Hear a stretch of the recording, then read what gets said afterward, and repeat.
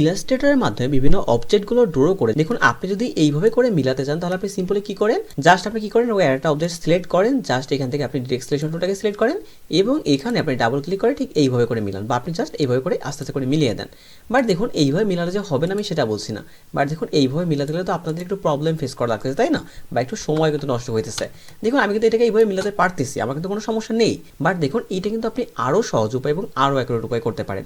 সেইটা কীভাবে করবেন, জাস্ট দেখুন আপনি সিম্পলি কী করবেন, নিজের মতো করে এরকম সিম্পল জিনিসগুলো আপনি ড্র করে ফেলবেন। লাইক ধরুন আমি এটাকে এই তিনটাকে ড্র করেছি, এবার ড্র করে আপনি কী করবেন, জাস্ট এক জায়গায় নিয়ে আসলাম, নিয়ে আসার পর সিম্পলি ফার্স্ট অফ অল আপনি কী করবেন, এইগুলোকে একটা একসাথে সিলেক্ট করবেন। সিলেক্ট হয়ে গেল, দেন এই ডিরেক্ট সিলেকশন টুলটাকে সিলেক্ট করে জাস্ট যেখানে আপনি জয়েন করাবেন সেইখানে তিনটাকে আপনি একটা সিলেক্ট করবেন। সো দেখুন আমরা এখানে সিলেক্ট করে ফেললাম, সিম্পল ব্যাপার। জাস্ট অবজেক্ট সেকশনে চলে যাবো, এখান থেকে পাতে চলে যাবো, দেন এখান থেকে আমরা এভারেজ ক্লিক করবো।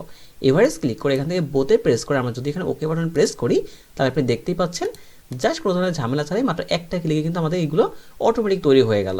সো দেখুন যখন আপনার একটা ক্লিকে তৈরি হবে তখন তো আপনার ঝামেলা করার কোনো দরকারই নেই, এবং কতটা দেখুন অ্যাকুরেট উপায় কিন্তু এখানে খুব সহজেই তৈরি হয়ে গেছে এবং আপনাকে এখানে কোনো ধরনের কোনো ঝামেলা ফেস করা লাগতেছে না।